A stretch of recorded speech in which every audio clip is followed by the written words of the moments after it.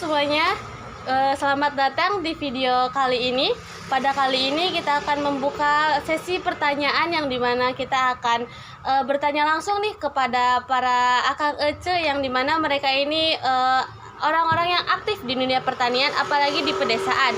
Nah, di video kali ini juga kita bakal membahas mengenai apa aja sih inovasi-inovasi yang akan dibuat, kira-kiranya tuh yang bakal kepake untuk di masa depan. Langsung saja kita panggil narasumber-narasumber yang luar biasa kali ini. Silahkan Kang Ce. Halo Kang Ce.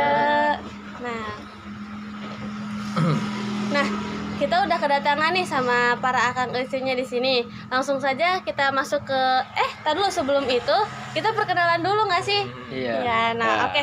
Langsung saja perkenalan ya. Oke. Halo semuanya, perkenalkan nama saya Nandang Hidayat, akrab dipanggil Kang Nandang. Saya sekarang aktif di kelompok tani, kelompok pemuda tani di desa saya. Wis, keren itu. Halo semuanya, perkenalkan nama saya Muhammad Nabil Nur Salam, biasa dipanggil Kang Nabil. Saya sekarang sedang tertarik dengan pengembangan berkepemimpinan dan bagaimana mengkolaborasikan tradisi dan inovasi di desa. Halo semuanya, saya Opi Sofia Siti Nabila. Saya juga berasal dari desa dan saya itu sekarang sedang mengembangkan inovasi pertanian organik dan juga teknologi pertanian sederhana di desa saya. Nah, kita semua udah kenal ya sama Akang Ece yang ada di sini. Mending kita langsung aja masuk ke topik pembahasan di video kali ini. Nah, untuk yang pertama nih, aku bakal nanya langsung ke Kang Nanda. Boleh. Nah, gimana sih Kang peranan pemimpin desa masa kini dalam menjaga tradisi sekaligus mendorong inovasi di bidang pertanian? Ya. Sebagai pemimpin desa masa kini yang sekarang itu apa-apa tuh teknologi ya. Iya, teknologi betul. Apalagi di pertanian. Sebagai pemimpin desa harusnya bisa menghubungkan atau menjadi perantara antara teknik-teknik pertanian yang tradisional dan dikolaborasikan dengan inovasi-inovasi terbaru. Contohnya ya, ada tradisi yang bergotong royong kalau pertanian tuh ya, kompak. Nah, kita bisa pakai itu sebagai membangun atau membuat sesuatu inovasi di sana gitu. Sekaligus bersiraturahmi terus Iya, ya Kang. betul. Nah, lanjut aja nih ke pertanyaan kedua yang bakal aku tanyain langsung ke Ce Opi.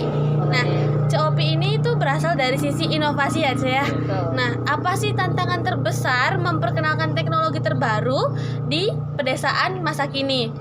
Kalau tantangan terbesarnya sih ya adalah infrastruktur yang terbatas ya. Kan namanya juga desa gitu, terpelosok gitu. Jalannya. Jaringan internet aja itu jelek banget. Iya, Gitu. jalannya Desa- juga kurang ya, Ce ya. betul. Terus pengetahuannya, tentang warga sekitar itu masih kurang gitu terhadap teknologi.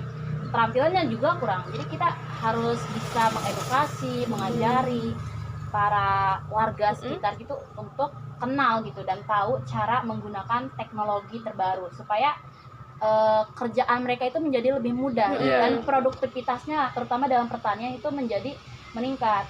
Tetapi namanya juga desa ya, pemikirannya tuh kadang masih banyak yang mistis gitu. Jadi buat mengadopsi teknologi itu agak susah karena mereka tuh kayak Terpaku gitu, ya. skeptis gitu yang namanya teknologi tuh. Banyak ketakutannya. Enggan terbuka ya. Iya. Betul. Nah, langsung ini ke pertanyaan ketiga yang dimana aku bakal nanya langsung ke Kang Nabil nih. Nah, Kang Nabil, gimana sih Akang melihat peran anak muda dalam kepemimpinan di desa? Peran ya, kalau masalah peran sebagai anak muda itu kan harus menjadi agen perubahan gitu ya kan, agen of change di masyarakat. Terus harus punya inovatif gitu, ide-ide yang kreatif betul. Terus juga harus bisa berpartisipasi dengan masyarakat dengan melalui kegiatan kayak buka forum gitulah Forum diskusi ya. Ya, ngobrol diskusi. Nah, kalau misalnya inovasi-inovasi yang biasanya ada tuh apa sih Kang, kayak gimana? Kita kalau misalkan saya ya punya kayak drone gitu kan, ya harus bisa diiniin ke masyarakat Dikenalin. dikenalkan gitu kan, agar lebih mudah lagi, canggih apalagi sekarang gitu ya. Iya. Dengan era teknologi yang semakin canggih. Di edukasi gitu Iya. Ya, betul. Ya, oke.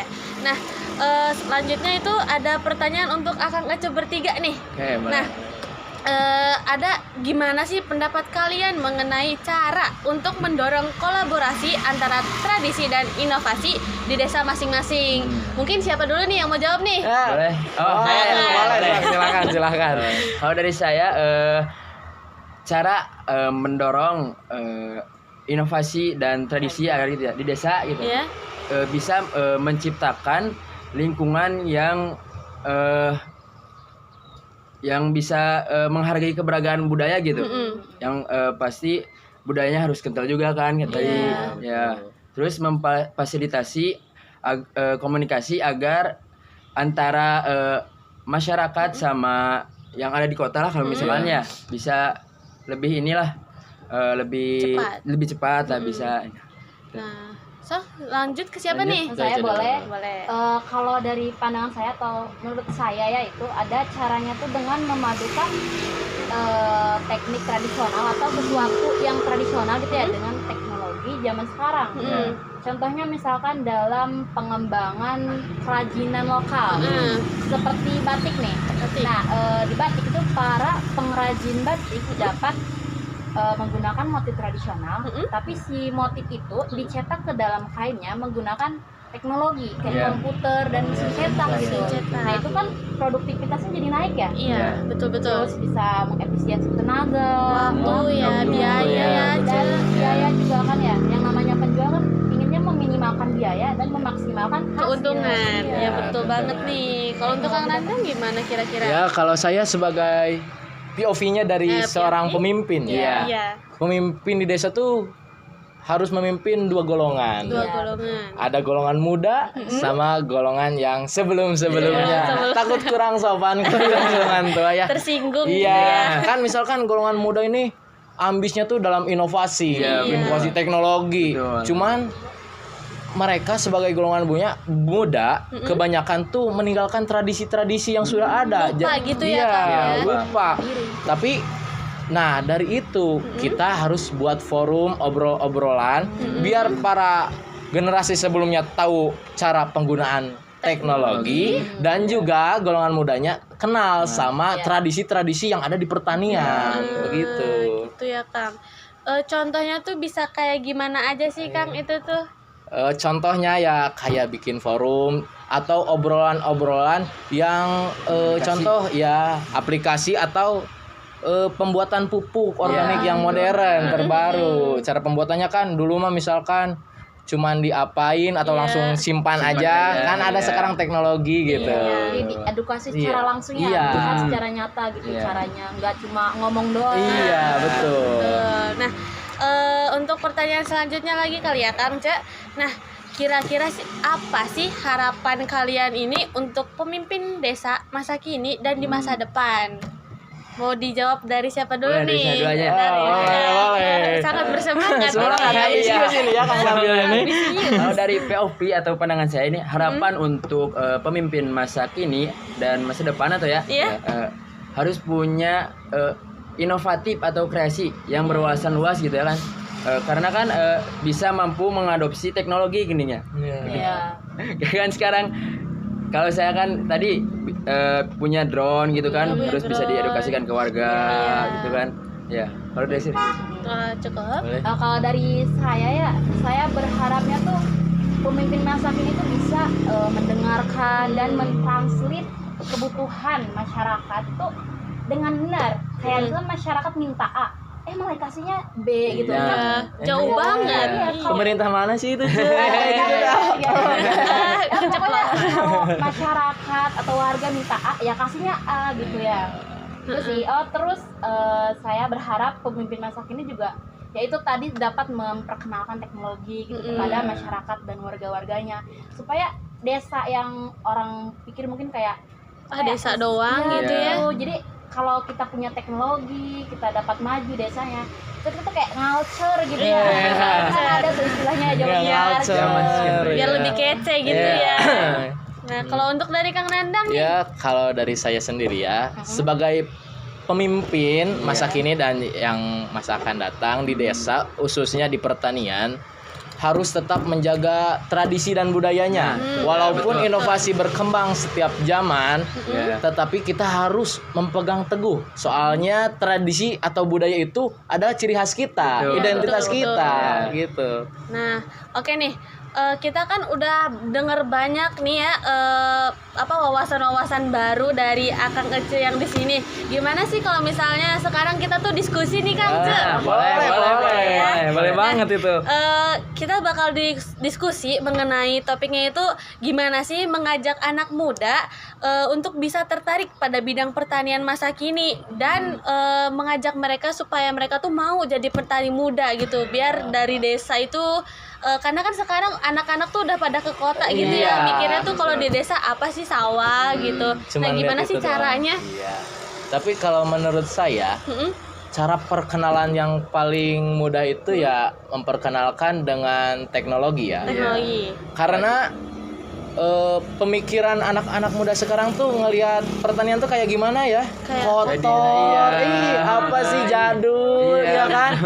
Macu, Iya, macu. kan? Padahal sekarang banyak teknologi kayak di hidroponik. Iya, betul. Kalau di ini ada greenhouse itu Greenhouse. banyak teknologi. Kita harus memperkenalkan dan mengubah citra pertanian itu Lebih baik, Iya, ya. lebih baik. Soalnya kan kalau bukan petani siapa yang ngasih makan kan? betul. Gak ada petani kita nggak makan. Betul. Iya, mati bisa jadi. Iya, karena padi-padi itu datangnya dari sawah guys, bukan dari gedung-gedung pencakar langit.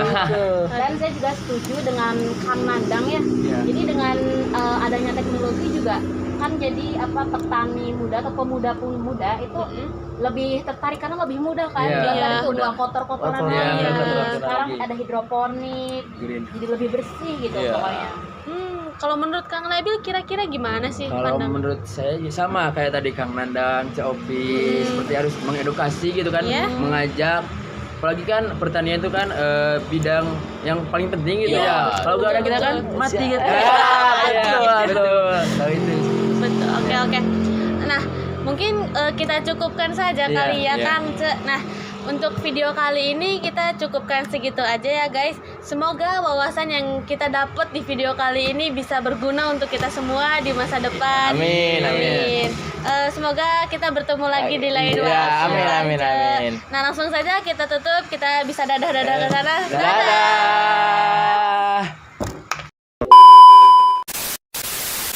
Halo semuanya. Halo guys, di sini kita mau perkenalan.